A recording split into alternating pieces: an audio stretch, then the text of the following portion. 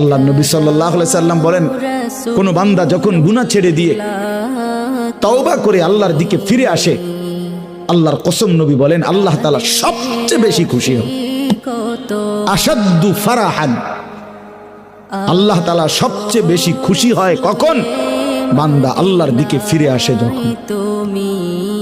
বিতাওবাতি আবদিহি, বান্দা যখন আল্লাহর দিকে ফিরে আসে আল্লাহ তাআলা ভীষণ খুশি হয়।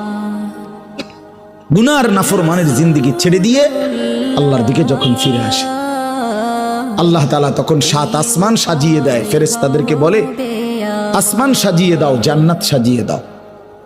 ফেরেশতারা 7 আসমান জান্নাত সাজাইয়া ফেরেশতারা জিজ্ঞেস করে, মাওলা আসমান কেন সাজাইলেন, জান্নাত কেন সাজাইলেন? তো আল্লাহ তাআলা বলে, আসলাহাল আবদু মাওলাহু, শোনো, আজ এক গোলাম যে তার মনিবকে ছেড়ে চলে গেছিল অনেক দিন, আজ সেই ভেগে যাওয়া গোলাম তার মনিবের সাথে সম্পর্ক ঠিক করে ফেলছে।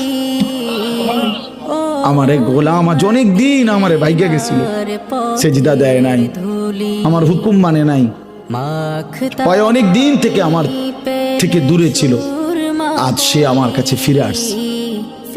আমার গোলাম আমার কাছে ফিরে এসেছে, এই খুশিতে আমি আসমান সাজিয়ে দিলাম, জান্নাত সাজিয়ে দিলাম।